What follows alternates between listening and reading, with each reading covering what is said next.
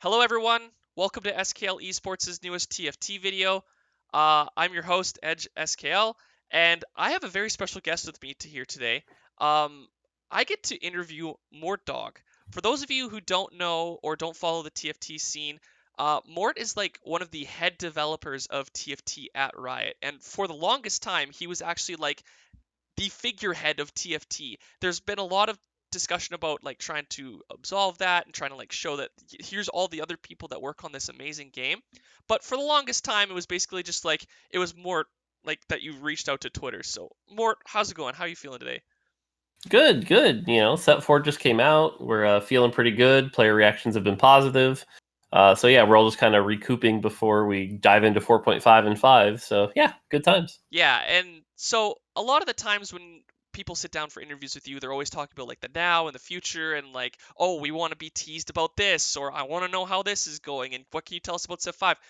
I don't actually want to do that in this interview. I want to focus a little bit on today. I want to talk a little bit about Set 4 and how it's been going, but the majority of my questions are actually going to be about the past. We're going to talk about how Set 3 and 3.5 went and some of the things that maybe slipped through that you didn't like, or some of the things that slipped through that you were like, oh, we weren't intending for this to happen, but I like it. Let's roll with it.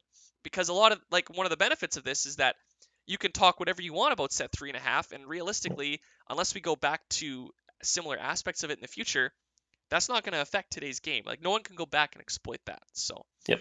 but we'll focus first on the today and the most recent news. So obviously, you just had your 4v4 tournament. How do you feel that went initially?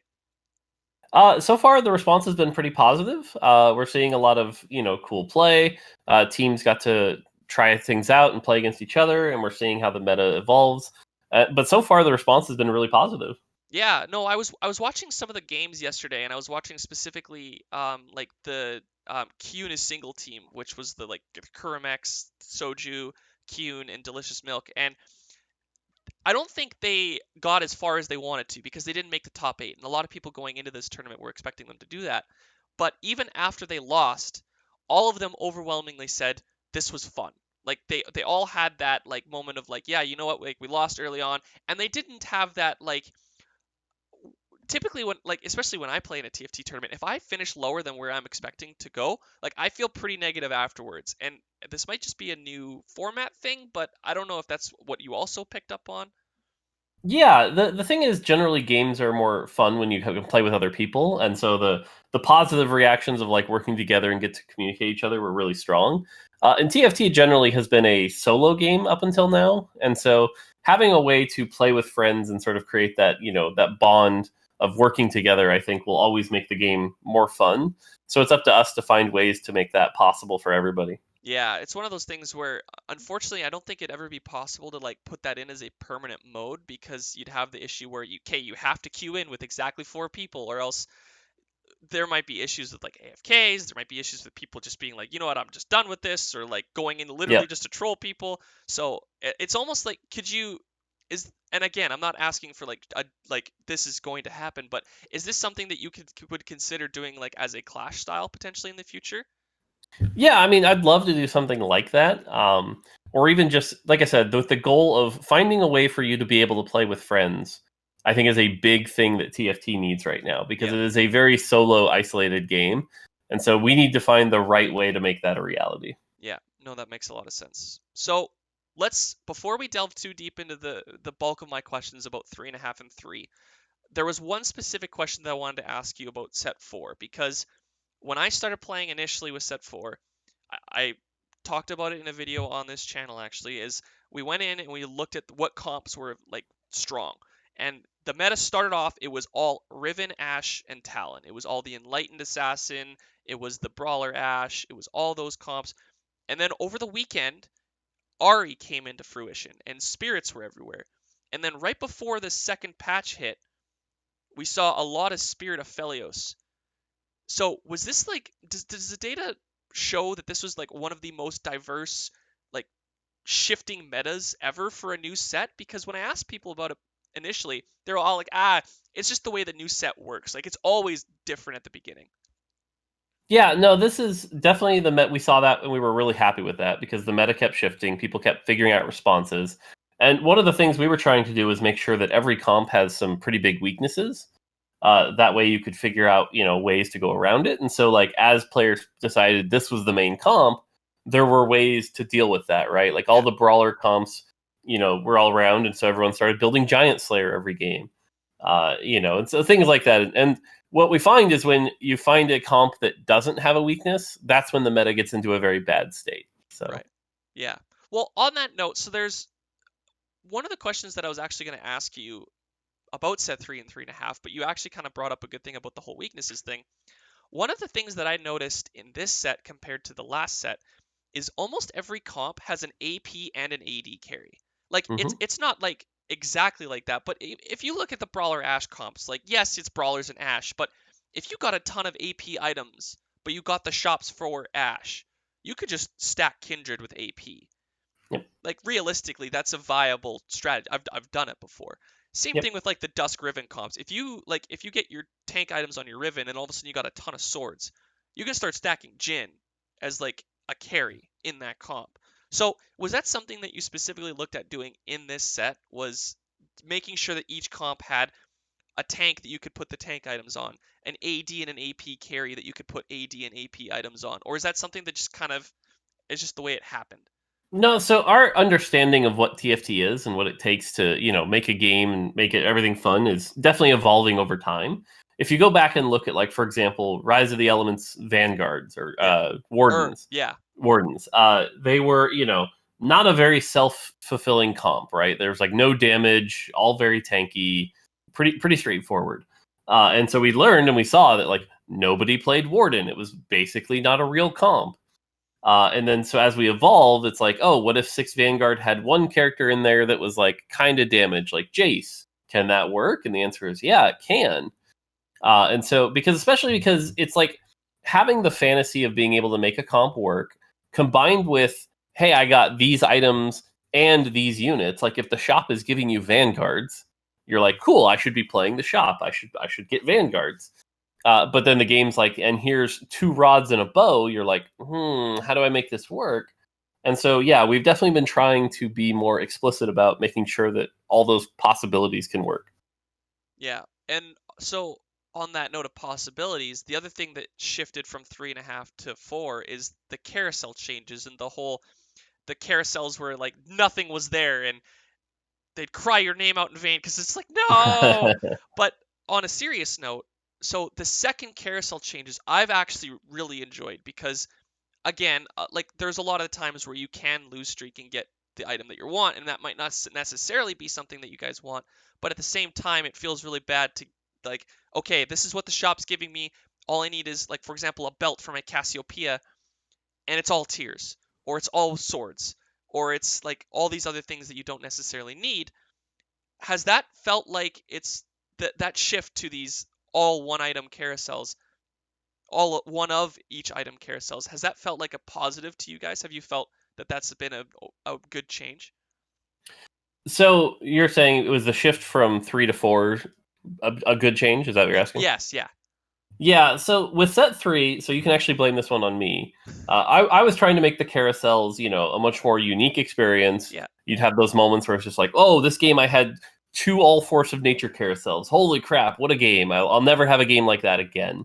But that level of variance, frankly, for our average and even honestly experienced player was a bit too much. But the other interesting learning was like, to your example, I have a Cassiopeia and I need a belt. If there is a belt there and you don't get it because another player takes it, you're like, okay, you're actually more okay with that. But if there's just literally no belt there, it creates this feeling of hopelessness, like the Yeah. game screwed you over, not the other players screwed you over, which is interesting because in a competitive mindset, that is a very large difference. And so, with that learning in mind, we went with these carousels where it's like most of the time the game isn't going to screw you over, but it will very, very rarely. Yeah. Well, And on the so that seems to be more positive and certainly widely better perceived. But I will say, like the Aphelios comp we're dealing with right now, the common strategy is lose streak to get the items exactly you want to build the perfect Exodia Aphelios and then win, which is also kind of what we didn't want. So yeah. pros and cons and trade offs for sure. Yeah, no, I totally get that. So actually, real quick, I wanted to touch on one thing about the carousel before we talk about Aphelios, and then we start getting into like 3.5. So Hmm. one of the things that I've noticed, you specifically said like, oh, if there's just no belt there, then you feel hopelessness. But if like some other player comes and takes it, like that's just the way it works. One of the things that I was going to actually ask you about is so the tiebreaker system that you guys inputted about like losing Hmm. because of damage. That was an awesome change.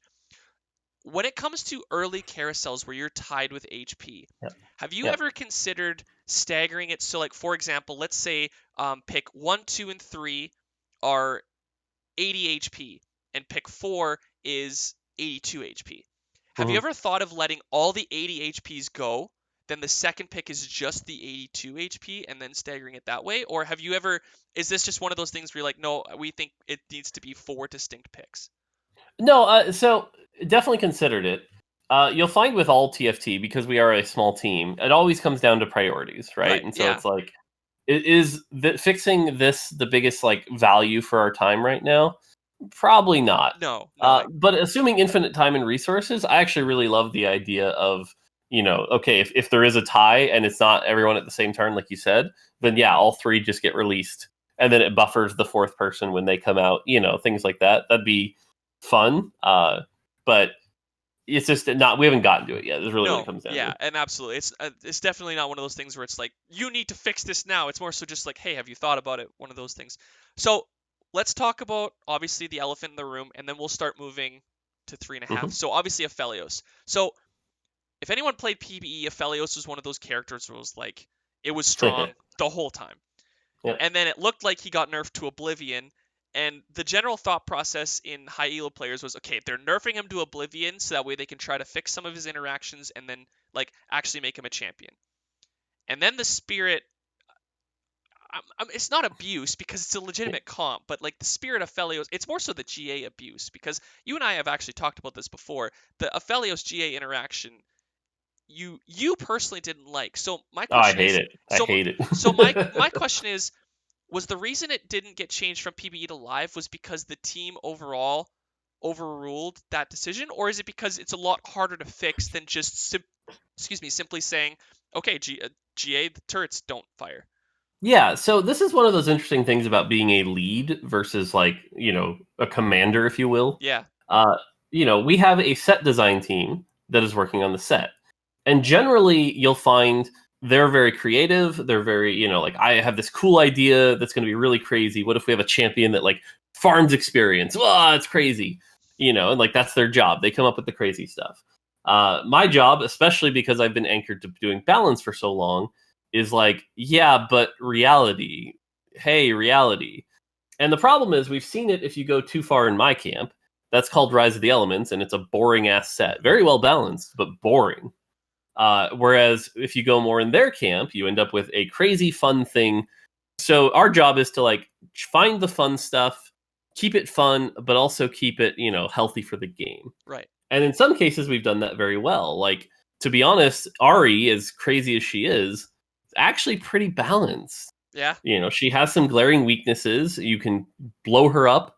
We're actually lowering her health a little even more, but like she's got counterplay. yeah, Um, but Aphelios is an example where the designer had a clear fantasy, which is like, oh, I'm gonna spawn a bunch of turrets and it's gonna be great. And each turret, there's all these cool item synergies, and it's gonna be great.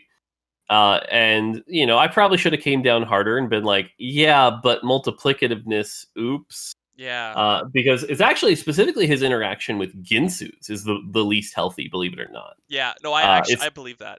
Yeah, like the GA. If you have look at all three items, right, and go independently. If I have a Aphelios with just GA, is that abusive? No, No. not really. If I have a Aphelios with just QS, is that abusive? No, not really. If I have an Aphelios with just Ginsu's, is that abusive? Yeah, yeah, Because that's pretty nutty. it's the exponential curve, right? Because Yep, every time you get like an yep, attack on it, and it increases it, and then all of a sudden you put out a turret, and then they both do it. Because yep. when people were first looking at, I was having arguments with my friends all the time about like, oh, is Ginsu's that like you want to do Shiv, like you want to do this? I'm like, okay, well, here's a graph. Here's Yeah. what happens every time he attacks. Yep. Like it's just this exponential curve, and I feel like that's the thing with GA is that you talk about these counterplays. If you can blow up Aphelios and his turrets don't get to attack, you pause the exponential curve. Yep. Yep. So Yeah, the only way I found that you actually beat Aphelios on live is if they don't have the surrounding stuff. Like, because you can just destroy his front line so quickly and get to him that he never had time for that curve to reach the breaking point. But yeah, that's where like a good Aphelios player will do something like put two Zerat portals on the front.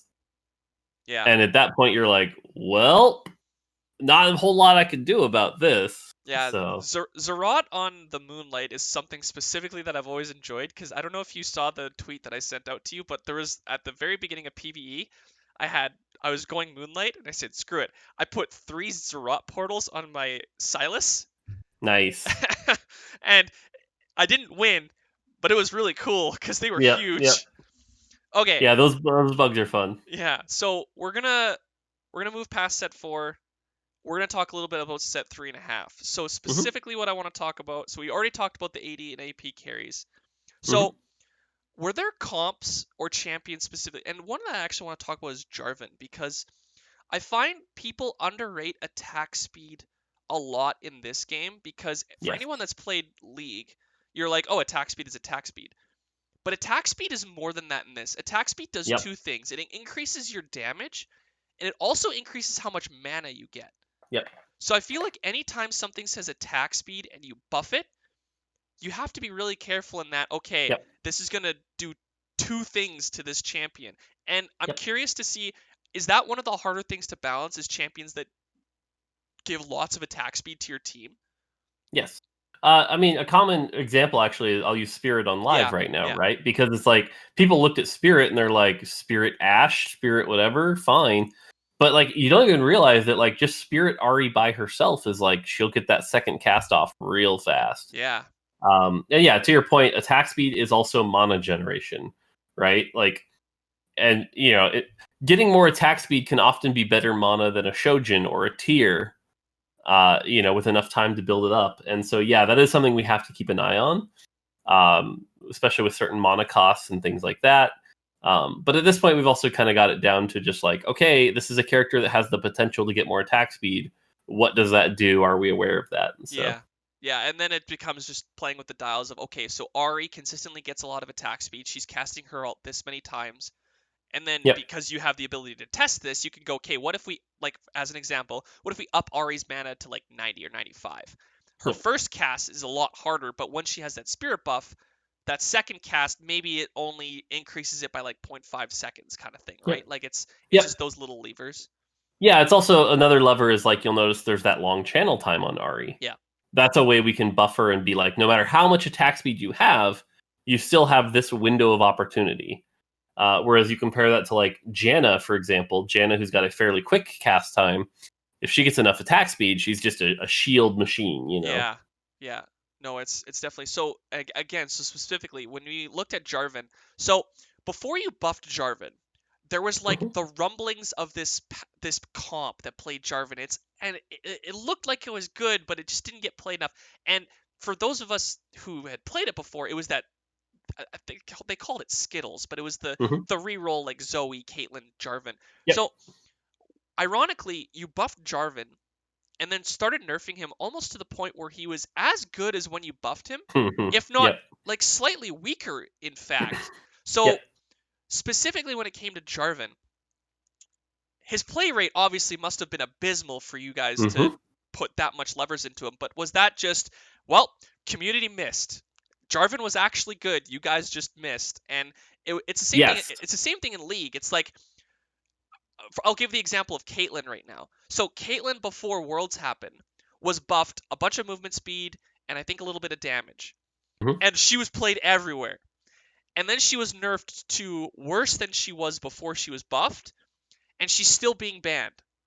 So is this one of those things where it was like a proxy buff where like, hey, he didn't actually need this. You guys just missed, then realized how strong this was, put it back to normal, and he was still overperforming. Yeah, so for better or worse, the TFT community is over responsive to buffs and nerfs. Yeah. And it's a little frustrating to deal with sometimes, but it's the reality of what it was.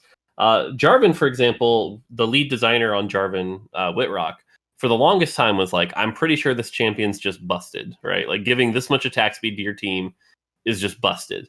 But as you say, for the longest time, we never saw it get used. It was basically the play rate was abysmal. Darkstar was basically barely touched. Protector, he was a bot that like no one cared, you know.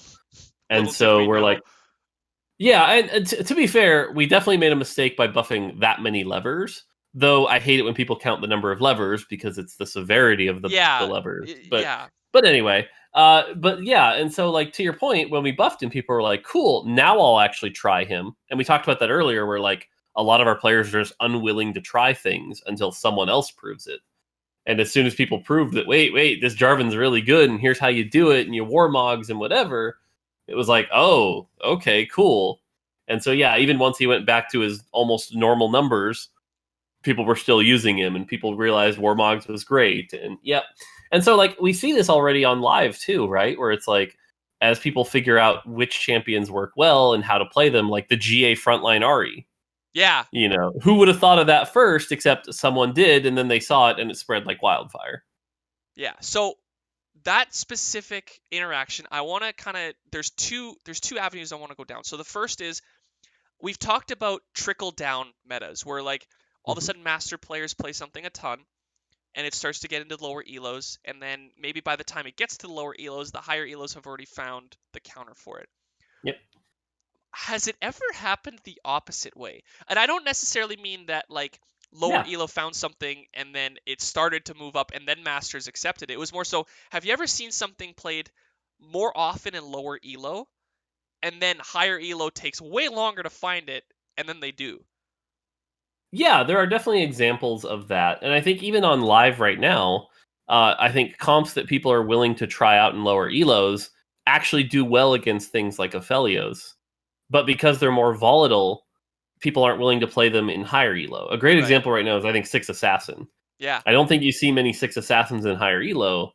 I think you see a lot of them in lower elo. And Six Assassin actually does pretty well into Aphelios. Yeah, I think the only time I ever really see six assassin is when someone gets a Diana chosen and then Yeah. they move into that. Um yeah, so Yeah, but that's like doing it with like a 3-star Akali, for example. yeah, 3-star Akali comps destroy Aphelios. yeah. No, for sure. And then the other avenue that I wanted to go to, so with the whole like just like the RE positioning. So Mhm. is that are there little interactions like that? And we'll talk again specifically about 3.5, where you designed a champion one way, and like with obviously with the Ari interaction, like the first time I ever saw someone putting it in the front line was actually I think I'm gonna get his name wrong, but Green Tige, I think. Mhm. I Mhm. saw him post a bunch of comps about it, and I saw Yeah. some Elo players talking about it, and I thought about it, and it's similar to the GP where it's like you want to make sure Ari casts, but have you had interactions that you've put into the set that people just didn't find that you were like, this is the way to make this champion work?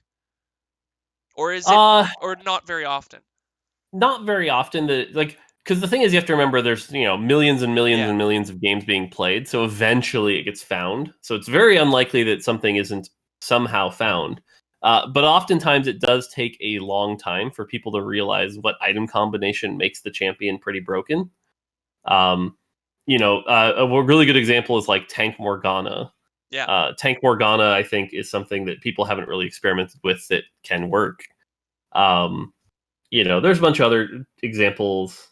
But even the GA thing, like it was funny because even on PBE, before we went to PBE, I was testing Tank Ari in the front line. Warmog, something like that. I hadn't done the GA version. But yeah, so we have those interactions in mind. It's just a question, and it's also one of the most fun parts about designing and playing TFT is just like how many combinations are there? What's the right combination? In which circumstance does it just become a monster? Yeah. So So on the flip side of that, this has obviously happened in reverse, where you haven't thought of an interaction because you can't, like, as much as you'd love to, you can't find everything. Like, this game is so extensive. Like, for example, Blade Master Nocturne is the obvious, like, old example of, or even Assassin Cassidon, or the old examples of, like, huh, this is really good. Let's see how this plays out. And then obviously with the Blade Master Nocturne, there was like a double-edged sword where there was the funny enough, there was Ha. the he. I didn't even mean to do that. He was just Ha. He was just attacking twice. Yeah, well, that's okay. So a couple of things there. First off, when it comes to interactions, we definitely think of them. Yeah. The question is, we often underestimate their power, Right. right? Like we know that again, we thought frontline Ari was going to be a thing, but the question was, how dominant would it be? And we definitely underestimated how good that attack speed buff that early was going to be. Yeah. So, or often what will happen is we'll think of the core interaction like frontline Ari, but we won't predict which comp it works well in. So in Right. this case, Shade. We often miss sometimes the second part of the flow there. So yeah, it's often like, and using Nocturne as the example, like we knew Blade Master Nocturne was a thing. We just didn't quite realize he'd be that dominant. Right. So So that leads me to my second point, though. You mentioned that, like, oh, but there was also that bug. One of the hardest things about balancing TFT, and I've complained about this a couple times, is assuming it actually works. right. And what I Yeah. mean by that is, like, oftentimes when you look at something and you're like, God, that's really powerful, you have to go back and look and, like, is it intended? Is it actually working? Because your mind starts playing tricks on you. Yeah. A great example of this is Hunter. We just spent yesterday looking at Hunter. I had the team double check because like players are just like, God, Hunter just like rips through your armor, even if you're running 6 Vanguard. And so it was like, okay, let's go double check. Let's make sure that this is going through the mitigation cycle. And sure enough, it is. But it's like half the time you have to just double check because your mind is playing tricks on you. It's like, what is going on here? Yeah. Ironically, that leads. We've been doing such a good job of like talking about The something and going segues. into a next question.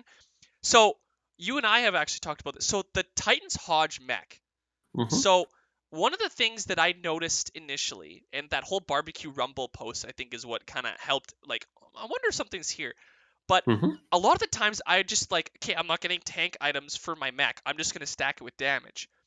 And I just assumed, wow, mech has big numbers. You put big damage on him, he Yep. does big things. But again, for a few people who don't actually realize, the multiplicative damage before this set was broken. Yep. And I don't mean it as in like, oh wow, it's strong. No, it was legitimately broken. If you Yep. had a 50%, and I think the Hodge buff helped exasperate, holy crap, Yep. yeah, something is here. Because people were like, man, QSS Hodge Titans mech feels really good.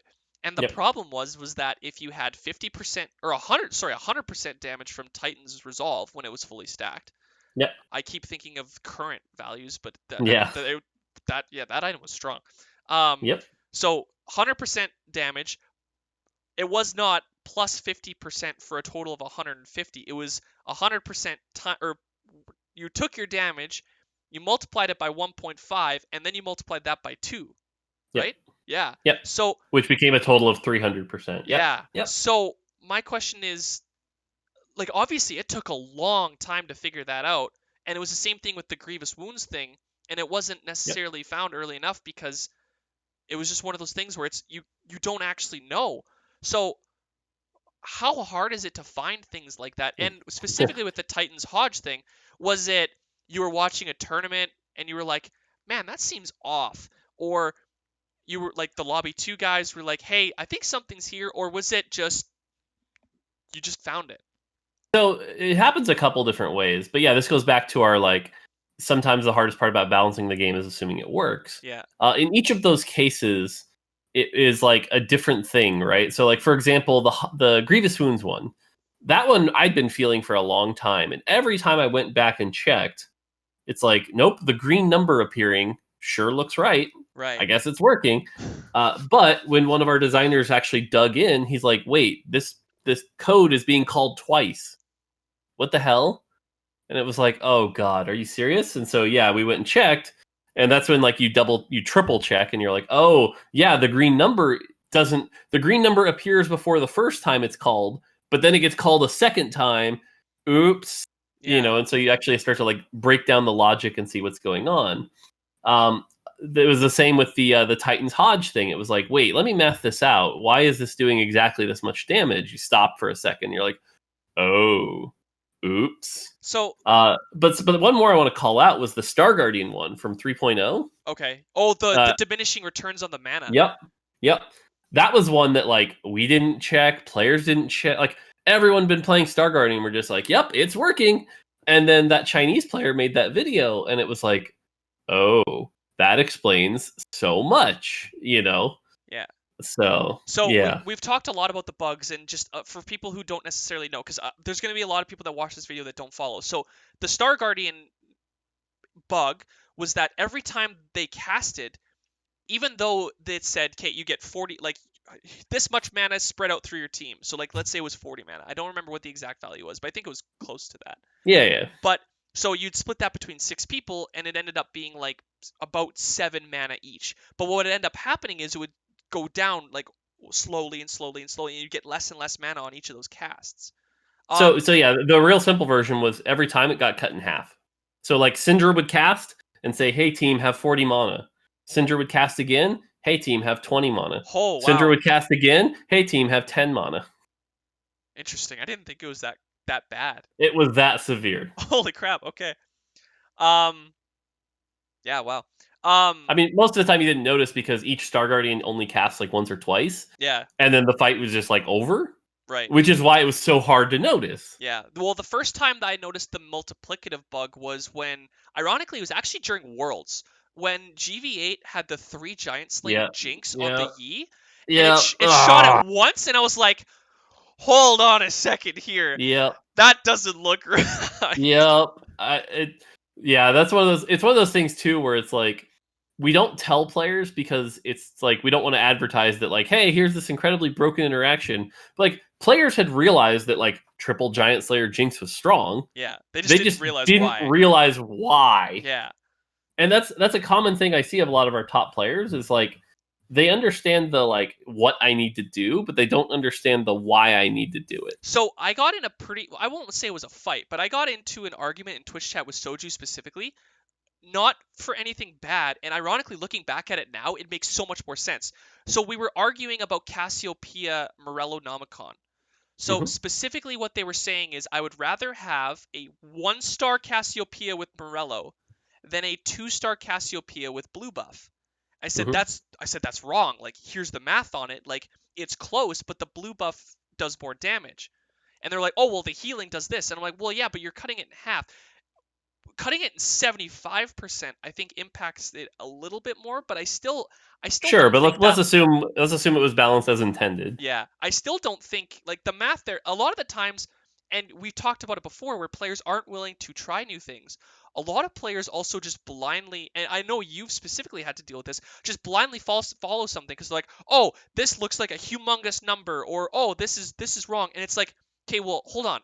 Let's pause. Go into Excel, do the Yeah, math. yeah, It's actually A, not that much, or B, it's not a like, oh, it could be this, it could be this. It's a very clear-cut answer." yep, yep. So, Yeah, that's definitely true. A lot of the times, also, it can be very circumstantial too, and that's where like the defense gets a little bit more tricky. Like yeah. using your Morello versus Blue Buff example, it's like, well, are they running for Mystic? Yeah. Okay, well then obviously that changes things. Or do the targets have high base HP to begin with? Yeah. Because Morello does that, obviously that changes things. And so that just becomes a question of like, which one do you think you're more likely to run into? And then you start even weighing things like, okay, well, the 2-star one is more likely to not get one shot than the 1-star, and so it's Yeah. like, yeah, and again, that's where a lot of like hyperbolic statements come into play. But a more level-headed person goes, "It depends," and here's all the things that depends, and most of you aren't going to think that through anyway. So as a general case, go build Morello. Yeah, exactly. Um, so in terms of balancing levers, one of the Hmm. ones that I've found is the most interesting for this set compared to other sets. So when I was introducing people to set 3 and 3.5, Hmm. and even now still, a lot of the times, a lot of newer players, I've like, oh, you're playing this comp, but you have a random 3-star Yasuo in your team. When I was explaining people, if you want to get good at 3.5, ignore 3 stars except for these couple comps. You want to 2-star your comp, you want to get higher up and whatnot. And set 4, you guys specifically said, we want to see more 3 stars. The chosen mechanic is going to add it. We're going to do some changes to the rerolls, like the percentages. you're going to see more 3-stars. Mm-hmm. But the caveat to that is that there's now, in terms of balancing levers, there's a lot more of these little levers that you're going to need to change now. So, like, for example, set 3.5, Leona 3-star right at the end. Mm-hmm. If she was in this set, I think she would be nerfed. Yep. You're correct. So my question to you is it now harder to be like, okay, so we saw this, the perfect example to me is Annie. If you looked at set 3.5, if Mm-hmm. you put out a patch change that was, we are just nerfing 3-star, people would be like, well, okay, Annie's a bad example because in 3.5 you 3-starred her a lot, but you'd be like, okay, well that doesn't matter. But Yep. in this set specifically, 3-star Annie is the problem and 1 and 2 aren't. So Yep. do you find it's a little bit harder to balance some of the champions because their 1 and 2s are underperforming, but their 3s are vastly overperforming? Only a little. Okay, As far as balance goes, we have enough levers now that I wouldn't say it's hard to balance. So much as it is just like making sure that it's in the right spot. right. But definitely, as you mentioned, it is an intended thing because as much as some challenger players will argue me on this, pressing reroll is fun. There Yeah, are players that enjoy pressing reroll. And so our goal was to make both viable options. That sometimes there are ways to win where you do press reroll, and sometimes there are ways to win where you power level to 8 and get those comps, or even get up to 9 and get those legendaries. And as long as both are equally viable, we're in a good spot. right. So, Yeah, but yeah, like I said, we have enough levers at this point now. And I think you'll see even in like the next patch, I know the team is like going to be buffing a few underperforming 3-stars that just aren't worth the chase. Because again, like it's like, do you really want to 3-star this champion? Does it make a difference on your team? Is it impactful? And I think the best example of this, and that I would probably still do in this set, is Blitzcrank from last set. When oh we yeah, buffed Blitzcrank from like, what was it, like 600 damage to to like elite. 1300? Yeah, Yeah, it's elite. Yeah. 1337. That was like a really good change for the game. It opened up new comps and it was fun, and so having that like slightly overpowered in a good way unit was good for the game, which actually kind of directionally led to where set 4's balance got to, which was having lots of unique overpowered things is good as long as they have weaknesses and counterplay. Yeah. The funniest So the funniest thing specifically about that Blitzcrank interaction was the one time uh I 3-starred Blitzcrank and someone had a carry with a QSS in the corner, and the Blitzcrank just like reached out, and I'm like, well, I don't need to pull him over here because he's already dead. yep, yep. So that's Yeah, good. I have a YouTube video up where I ran like RFC Shojin 6 Sorcerer Blitzcrank. And that is definitely one of the most fun games I've ever played because it's just like bop, auto, bop, and it was just like a It's really fun game. ironically that could almost be the inspiration for Lee Sin because you're just literally like, okay, well, you're dead. Yep.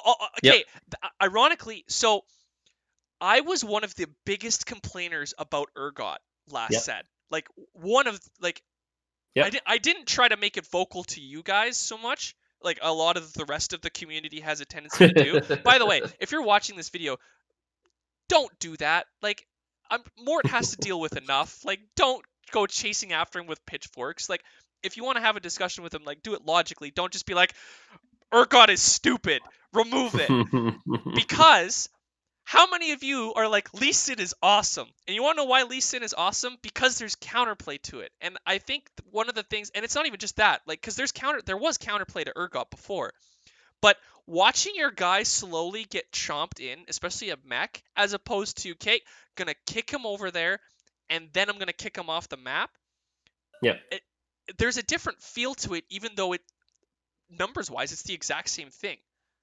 Yeah, there's a satisfaction lever for sure. There's also the fact that Lee Sin has to put himself in danger, so it feels more fair. Right. It's just like little things like that make a big difference. Yeah. Although I will say, last night I had a game where I had double RFC blue buff Lee Sin. Double RFC means you can literally put him in the back corner and he doesn't have to move. Oh, jeez. And so that's pretty fun. But the other thing is also Lee Sin is countered by QS, which we learned Yeah. from Urgot, like have at least one item be a counter. And so in the end, I actually only got fourth that game anyway, but That's still cool. So back to that vein of like 3.5, and even like Mhm. to be perfectly honest with you, 2 and 1. Um, People have always asked you like what your favorite champion was, like what mistakes did you do. I don't want to necessarily do that because I already know. Like set 2, it's Malzahar. Set 1, Yep, your yep. favorite is by far Kindred and the Phantom Buff. Like that's everybody's Oh yeah, favorite. yeah. But on a serious note, what were some champions that you felt underperformed that in your internal testing were like this should be good? Why like it should be good, or that you thought was going to be good that people found counters for almost immediately? They're like, oh, well, that works. Or is there anything that strikes out as obvious in that vein to you? Trying to think. Typically, it's like the legendaries. Oftentimes, we will design a legendary to be like, "Hey, this should be really good," but then we find out over time that it doesn't. The example I'll use is actually Set 3 Aurelion Soul. Set Okay. 3 Aurelion Soul was tuned to be, hey, he's going to be a little weak at the start of the fight, but if you can survive like 15 seconds, he'll just be outputting massive amounts of damage. Yeah. And so, like, that was something we explicitly built. And we're like, in Rebels, they start with this big shield, so they'll be able to delay the fight, and that'll be how it works. And the reality of it was, like, he just didn't ramp up fast enough. No one was using him. And this was in set 3, where, like, basically, like no one used him for that job, and instead what he turned into was a Protector Morello bot. Yeah. And so like that's an example where like we just clearly missed the mark. And oftentimes item interactions are a big part of that, where it's just like, oh, yeah, we didn't realize that he would just be a Morello bot. Another good example is actually Singed. Very similar example, because it was like Singed was meant to be this like distracting tank that would like keep your army busy because everyone was like chasing the Singed And instead and all he dealing a ended up little bit of and damage. instead all he ended up was I'm gonna put Morello on your entire team and burn Yep, literally your entire team. yep. And so it's like those kind of things that we have to watch out for and be a lot more careful with. So Yeah. No, lessons learned. yeah, no, that makes a lot of sense. Okay, so I'm gonna ask, and because I've heard it asked before, so you're not allowed to say Malzahar. Hmm. So what specifically in set 3.5? And we've talked like we've people have talked to death about Kale, and Kale was one of the ones, and it's those I think it's those ranged carries that can like I'm gonna protect this person, assassins can't get to them, and they're gonna take over this fight. Even though Yep. the numbers at the end look eye popping with Kale, Kale was balanced, and you've talked to bits about how she was probably one of your favorite champions. And Hmm. even if you don't necessarily bring Kale back, you want to bring back that like artillery feel. Yep. Would you say that Kale was probably, if you're not going to talk about Malzahar, was probably one of your favorite champions that you guys have come out with? I think so, but in a way, it's funny because Kale is like the second best we've ever done. Draven is the best. Okay. Draven was such a showy artillery champion where it's like you keep him at range, he's juggling all these axes, doing tons of damage. He was just is like such satisfaction. And you compare that to like Ash, who's kind of like boring stream of damage, right? Like Ash just isn't as flashy as Draven. I feel like that's mostly due to the VFX of it though, because like Right. seeing these axes through, and that's just Yes. I have a friend. Yes, you're absolutely right. And that's kind of the point, though, right? Is like sometimes it's not even just the numbers; it's actually the visual satisfaction of the champion. And one of our set designers actually says that like there's probably just not a good enough champion to ever be better than Draven. Yeah. He's just the flashiest champion. But that's one of the reasons I'm so proud of Kale, is because Kale came close. Right. Yeah. No, she did. And I think specifically related to Draven, the benefit that you have at TFT is if there is a popular champion, and so we've talked about Ari a lot this, but one thing that we haven't necessarily talked about, but has been talked about in the past, Ari's ability is not what it is in League. Yep. And a lot of people are like, "Oh, but it's not in League, it's not in League." And I actually like that it's not, because realistically, we're in set 4 right now. If you guys get to set 8, there could be a chance, and we're already seeing it, where like Thresh is the same. Yasuo isn't necessarily the same, but he's very similar. Katarina is the same. Like there are certain champions where it's like there's not a lot of options. Like yes, every champion has 4 abilities, but lots of champions don't have 4 abilities that are going to look or feel cool in TFT. Yeah, I mean, we're gonna use Teemo Move Quick soon, right? He's just Yeah, right? Like there's just and like even just throwing one mushroom like Teemo felt throws 3. And Riven it's a combination of her E and her Q. Like Yep. there are going to be champions where you have to do some combination, but do you feel like Ari was kind of a litmus test of how are players going to react to an ability that's not necessarily in League but fits the champion thematically? Yeah, Ari definitely was. I will say, like, even internally, we debated Ari for a long time. It was very much like, is this okay? Does this feel like Ari? Are Ari players going to feel betrayed? You know, things like that. Is this league like we are the league? You know, auto battler. Shouldn't we be sticking to the IP pretty closely? But this felt like just enough on the edge that it was like, let's try it out, see how it goes. It still felt like Spirit Blossom Ari with the big spirit orb. Yeah. And so, yeah, generally the response here has been pretty positive. So, yeah. So I think part of why it was positive was because of it felt like the replacement for Gangplank, because Gangplank was a champion that felt really, really good to Mhm. play as. And I feel like you guys hit enough of the mark of this is the type of champion we want in TFT. We want this AoE that's gonna. But by the way, Vanguard Mystic Ari is probably my favorite comp to play Yeah. because. And I wanted to ask you specifically about this if it just kind of ended up that way or if you've tried it. But so Cassiopeia regularly alts and then Ari launches. Hmm. Have you ever had it where you've tried? And Yes. the other thing that's come up is like Aatrox pulls them in, and then Sejuani explodes. Did you Yeah. guys specifically make these interactions where, okay, these are the mana numbers we want for it to pull it in, do this, and explode? Because I will tell you right now, I have seen more wombo combos in this set than I have in any other TFT set, and I love it. We do our best, but I will say with mana numbers, it's very difficult to do because mana is based off incoming damage. Yeah, And so, like, if a Sejuani gets focus fired, she's not going to wombo combo for you. yeah, But knowing that the potential is there to have those moments is definitely something that the team is working on making happen. So, yeah. you know, Aatrox into Ari was like a common thing we saw in our testing where it was just like, yep, pull the units in and then boom. Yeah, and I So, I think a lot of people initially complained about the whole, oh, Ari targets random. Why does it do that? Well, I think it's actually good because if Ari did similar to um, Galio, where they target the largest cluster, I think Ari would just be busted. yep, Because specifically, and the comp that's best for this is actually assassin comps, because the assassins spread out so much that I had it last night where I was playing against a friend of mine. Ironically, where it was like, I want to kill this Diana, and it pops up and it goes to the back corner instead, and it doesn't hit any of the assassins. I think even though that's RNG, it's going to feel bad a couple times, but the more you play the game, the more you realize, okay, this is actually good RNG to have. Otherwise, this champion would need to have her damage yep. probably cut in half if it was that So consistent. I had this moment. I can't dig up the match history because I've been playing too many games, but I had this moment. I was doing really well in a game. I was at like 60 health, and second place was at like 30. And the guy was like, "Well, I'm probably going to lose this game." I think I was playing assassins, and he was playing Ari.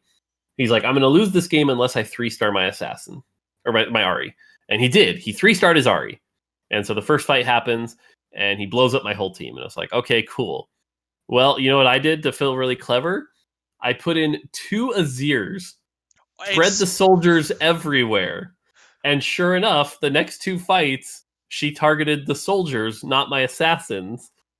And I ended up winning. I beat a 3-star Ari because I was like, counterplay, yes! so I didn't have this question written down, but talking about Azir actually reminded me of this. So a lot of people have asked about, hey, have you ever thought about putting terrain in the game? And I know that they've asked you specifically this, and you've said, well, the game's like movement system, we're not 100% sure if it's there yet, so Yeah, we don't want to like put in walls and all of a sudden it screws with the movement, and then we have to try to fix this. And it's yep, I actually really like Azir specifically because if they get to the wall, they can just attack it. yep, And another champion that I think will be really cool with that, if it ever comes up, is Yorick, because it's the same thing where it's you put this like cage around them, and instead of like spinning around in circles, being like, I don't know where to go, is like you could just like start smacking the wall and you can get out.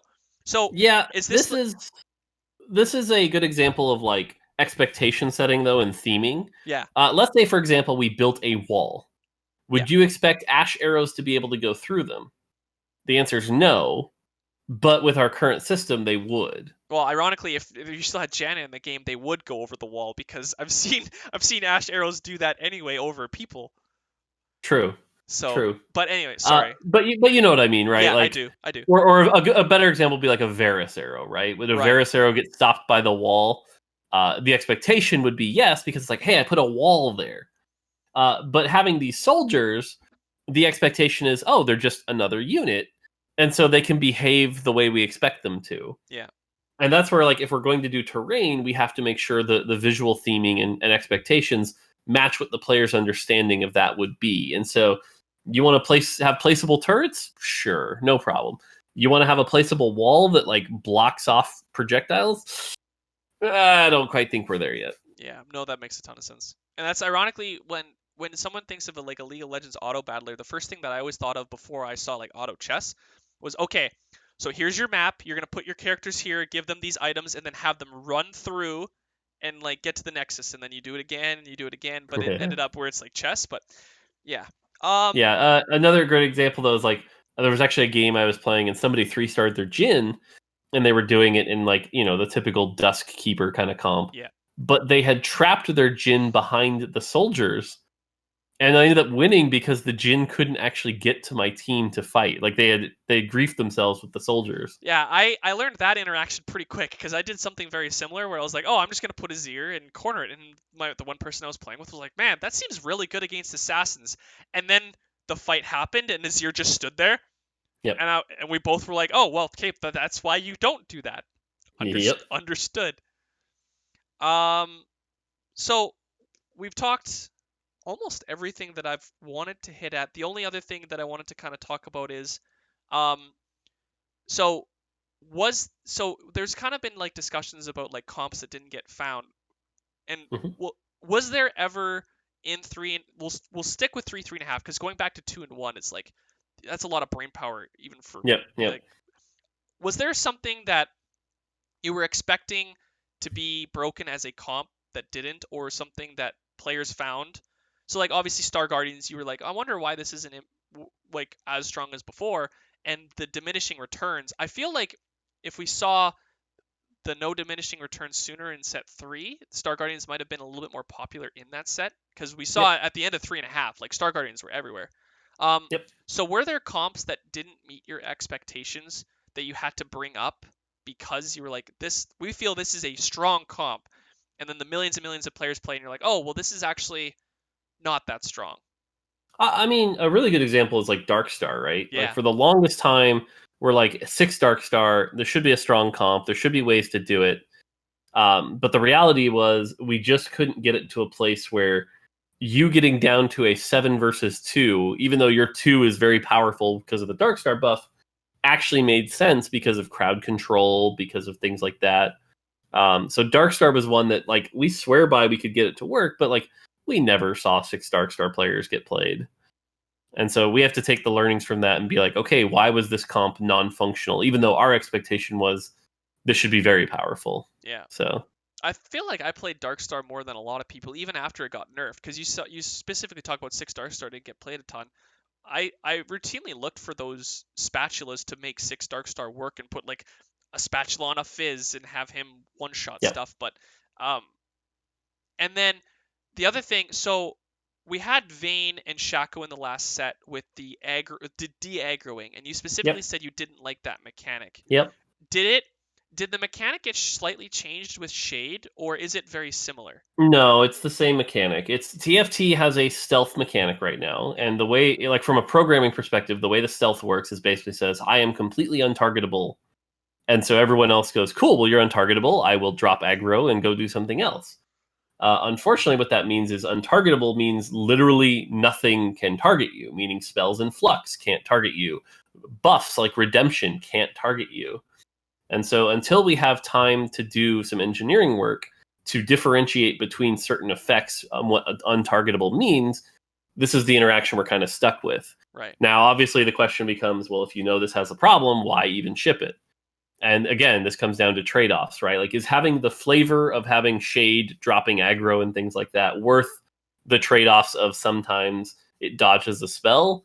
And the answer we went with this time was yes. Maybe that's an incorrect call, but yeah. And the other thing I'll say right now is shade is happening with such frequency due to like spirit Yeah. and Ginthus. So that's the other thing that's making it happen a little too much. I think doing it with that much frequency is probably incorrect. Speaking of attack speed, again being one of those Yep. attributes that's just it's deceptively. I legitimately think attack speed next to mana are the best stats in the game.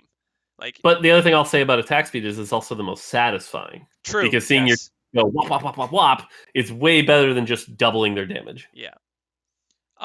So last thing I kind of want to talk about, and then obviously if you have anything that you want to bring up, then you can. But so around item balance. Mhm. So I feel like this set has done a really good job, but ironically, one of the things that has come up is Giant's Belt has gone from hero to zero. Like Giant's Belt specifically, and I think a lot of it was just due to the way protectors work, and specifically with scaling of health. Um, Warmogs is not a good item right now, and I think it's not necessarily that it's a bad item so much as the meta is not allowing it to succeed as much as it did before because everyone's building Giant Slayer, and you don't like people are actually specifically with Giant Slayers and Chosens, people are like high elo anyway. People are like I can't put this Giant Belt item on this character or it will trip the Giant Slayer threshold. So Yep. for example, Chosen Riven, a lot of the times you put Sunfire Cape on Riven, but as soon as she's chosen, if you put a Sunfire Cape, she's in Giant Slayer range. Yep. So is is it hard to, because there's just so many combinations and so many little dials, is it hard to get each item to a point where I want to build this? Because like there are obviously still good items with Giant's Belt. There's Sunfire Cape, there's Morello, but and Zephyr, like once you get later in the game. But I know specifically, so like um Zeke's is, I don't know if it's necessarily underperforming or so much as it's just like, oh, if I get a Zeke's, I'll put it on.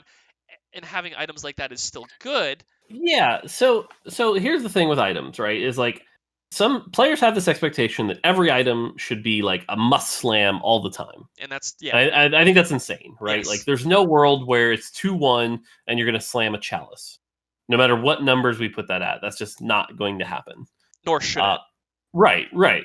Our job is to make sure that there are cases where every item can be successful.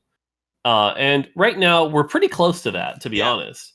I think the difference, though, is that we have a few items that, like, you basically never put together unless it was your last option. But like, you're not mad you got it. It's more just like not the first thing you do. Like Locket's a great example, yeah, where it's like if somebody hands you a Locket, you're like, all right, cool, I have a Locket. This is helpful. But you have an armor and a rod. You're not like I'm slamming Locket. You're like I'm hoping for a GA and a Jules Gauntlet, or Um, so we'll make some adjustments to some of those items, but again, there's always like using your belt example. Uh, there's always going to be cases where it's just never right to slam, and I think a lot of people are also sleeping on things like Trap Claw. yeah. Trap Claw in a Vigar heavy meta can be good. It's just making sure that every item has its place. Also, Well, I think uh, people are actually picking up on Trap Claw and high elo putting on Ash because I've seen a lot of yep, people switching from QSS to specifically Trap Claw because you can stun that Vigar for so long. yep, yep, So yeah. So again, I think the items all have their spot, and even Warmogs, like you said, it's not a bad item. It's just not the first item you'd slam. yeah, Um, so yeah, and that's the thing too. Like if Warmogs just happens to not be great this set, because like I remember Warmogs at least dominating some of our early playtests. right, yeah. But metas shift and items will shift priority as well. And it won't be too long before Milk can complain about Cloak. Again soon. But I actually, okay, on specifically on Cloak, I think you guys did a really good job of because that item, like, I know a lot of people complained about it, but to be fair, if you got a lot of cloaks, you were in a very disadvantageous position. I'm not going to go mhm, as far as to say if you got 3 cloaks, you just lost, because I don't think that's actually correct. But you were definitely at a negative position. And I feel like Swordbreaker switching to Stoneplate, specifically, I feel like Stoneplate was a great addition to the game. Yep. Dragon's Claw, I feel like even with the buffs, like it's niche. It's still good, but keeping it at that low enough of a number is still good. See, Bloodthirst. I'm gonna call you out on that one. I think people are sleeping on Dragonclaw. In an Okay. Ari heavy meta, you know what's gonna keep your carry alive?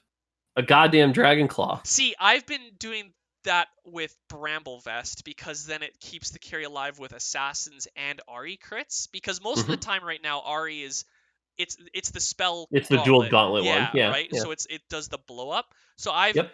I agree with you that Dragon's Claw is being slept on, but I think because crit is so heavy in the meta right now, I feel like Bramble Vest is the one that's actually Maybe.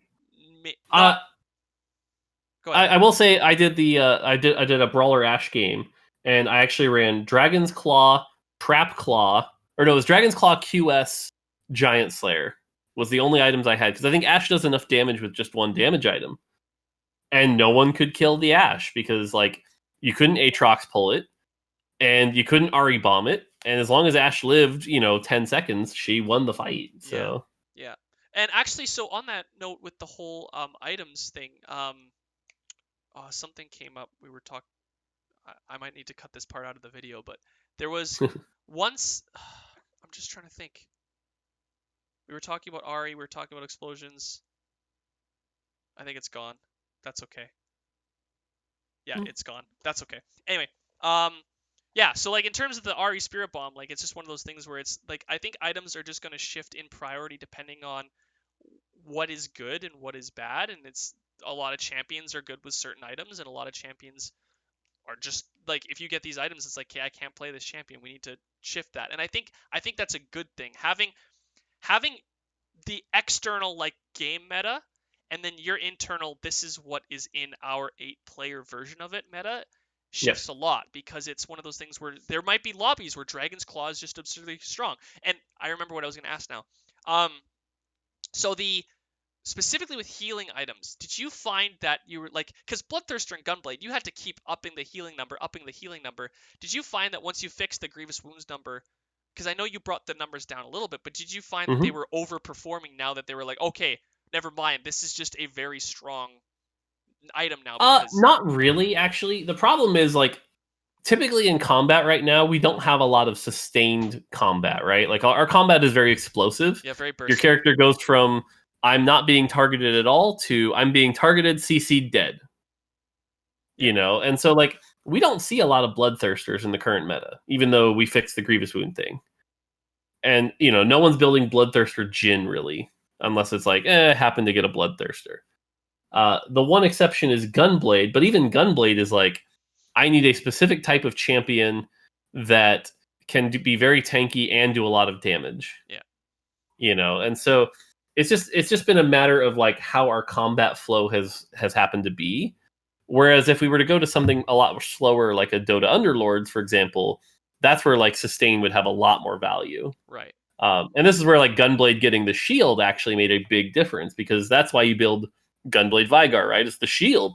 Yeah, yeah. So No, I feel like there's a lot of really cool, like, this item might not be great on these other people, but on this person, like, specifically Gunblade, like, with Vagar, yeah, that's a potent, very yep, potent combo. But um, yep, so I feel like I've asked everything that I've really wanted to. The only thing sweet. I'm gonna necessarily bring up, and I'm not gonna bring it up in a way that is like, when's this happening? It's more so obviously spectator is being worked on. Yep, We know that, like, it's been talked to death. yep. My question isn't necessarily going to be about like what, like, when spectator coming, like what are you going to put in it, what specifically, because you and I watch a lot of TFT obviously because you obviously run the game, so you want to see how it's Yep. going. What do you feel like you want to see in spectator mode that maybe not necessarily a lot of people are asking for, but are like, once they see it in it, they're gonna be like, wow, this is a really good idea. See, but to be honest with you, not much, Okay. because I think the first goal should be getting it out as quickly as possible, as bare bones as possible. Okay. And so something literally as simple as like, I am looking at the game from this person's perspective and get to see them roll down and things like that. I think that is step one. Right. Get that out the door so that people can play with it. That is really important to do that as soon as possible. Yeah. Sooner we do that, I'm not going to waste any time with extra features. Okay. Then once it's out and it's successful, then I would like to see things like, we always talk about how we never want to implement the tab screen into our game because it makes the game feel like you're playing a flowchart or a spreadsheet where it's Right. just like, I press tab, see what everyone else is doing, close the tab, and spreadsheet game done. But that's the kind of feature that could totally make sense in a spectate mode, Oh, absolutely. where it's like, hey, we're going into carousel, let's bring up the spreadsheet, and hey, here's what everyone's running, and you can notice, wow, player X is down to only 20 gold, they're in a really rough spot. Yeah. Well, That overview perspective I think will be great for spectate, but I would never want that in the game. Yeah, well, specifically relating, and ironically, so if you put something like that in the game, just like every other spectator, you're going to have a delay on it. So it's not like, oh, you're in carousel. Okay, these are the items that you should be grabbing because these people have these ones, and this is how many that you've had already. But Yep. it's more so just um, one of the things that I think as a caster would be really cool. So people are always like, how are you ever going to cast TFT? Like something like that doesn't like. And the reality is this doesn't exist in the esports scene. But games very similar to this exist in the sports scene, and the one that calls the most attention to is not the most popular spectator sport, but it's golf.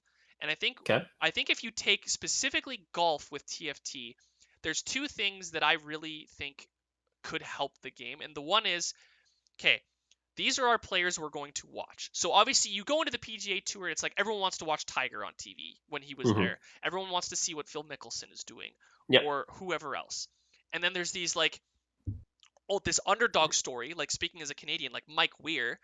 If you Yep. have a bunch of Canadian audience, all of a sudden you're gonna bring, okay, we're gonna bring Mike Weir up as a like player to watch. And I think specifically with the tab thing that you brought up is it allows you to watch one player from start to finish in a game. Bring up the tab menu to see what everyone's going, still get the overarching story of the game, but you don't miss out on the whole, okay, he or she is about to enter a roll down period.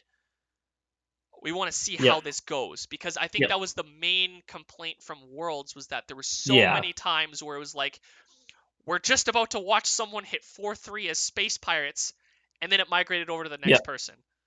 Yeah, and So, I think with spectate you'll be able to control that and yeah. honestly even give the casters control. Yeah. Because it'll be the kind of thing where it's like, okay, this player's in a comfortable spot, just rolled down, they're not going to be changing much.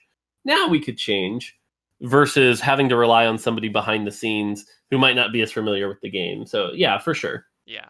But I think the tab menu is going to be real cool, but I as much as I was expecting a cool answer, I kind of like that the answer is, yeah, cool tools would be awesome. Right now, what we need is the barest bones possible. Yeah. Like, We just need it to be freaking functional. So yeah, then, yeah, we can get it out the door and people can start running tournaments and things like that. That's what needs to happen first. no, absolutely. And speaking as a caster specifically, I'm going to be very excited for when that comes out. But I think Cool. I've held you up for long enough. I Yep. really appreciate this interview. It's something that I've wanted to do basically every set is I've always wanted to be like, okay, as much as like everyone wants to ask more questions during the set, but for some things it's like, okay, well, I shouldn't necessarily talk about this because it could be a bug that's exploitable and we don't want to do that. But Yep. now that it's out the door, we could just be like, let's just talk about it all. But Yep. so I really appreciate it. I hope it's something that we'll get to do sometime in the future as well. But Sure. is there anything else that you want to say? Any shout outs? Anything specifically that you wanted to talk about the new set or any tournaments coming up? Obviously, your 4v4 tournament. So the goal. So today is October 2nd. The goal is to have this video come out either tonight or tomorrow morning. Obviously, do you want to talk So about your tournament a little bit? yeah, I mean the tournament right now has 8 teams left. Today they'll play off stream down to 4 teams, and then there's a broadcast Saturday where I'll be casting. We go from 4 to 2 teams, and then we'll broadcast the finals on Sunday as well. So that'll be fun. Yeah, no, that's awesome. Okay, awesome. Okay, well Yeah, the only shout out I had by the way is just Oh. on behalf of everyone on the team. There's a TFT team working on the game, and on behalf of all of us, we're just happy everyone's enjoying the game and having fun. So yeah, as much as this interview was with you, like there's a lot of moving pieces on that TFT team, and this is like if you haven't watched any other interviews, because like Giant Slayer did a great one with you, and Giovanni. Yeah, Yeah. I was gonna say I don't remember what his riot name is, but I specifically remember his name is Giovanni because of that Yep. Pokemon joke that Doa made. But yeah, so Yeah. like obviously that was a great interview because it brought other faces to it, and I think that's maybe something that we're gonna look at trying to do is instead of just like, okay, let's talk to Mort, let's talk to Mort. It's like, okay, well, what about these other people on the team? Like maybe some people on the design team have some like, It it's always one of those things that's challenging because you look at like players are easily able to latch onto a face. We see this with like Sakurai, Miyamoto, Kojima, things like that. They like to like latch onto that face. It's not like Kojima and Miyamoto are making those games by themselves either, right? Like yeah, that'd be insane. But it's helpful for communication. But that being said, it's like it's not about being a glory hog either, right? It's like you no. want to make sure that everyone gets credit. But having one central point does make communication easier. Well, I So mean, like it's a double again with like the yeah, intro, it's like a you said, double-edged double-edged sword sword. because it's Yeah, like because as much as it's like you have that one face to attach to, it's probably I'll use the word exhausting as the like politically correct yep, one, but like yep, it probably gets a little tiresome dealing with the same questions over and over and over. a little But bit, a little yeah, but bit. anyway, Cool. so that's gonna do it for us. Like I said before, very excited about this interview. I cannot wait for you guys to watch it. Thanks everyone for tuning in, and until next time, we'll see you later.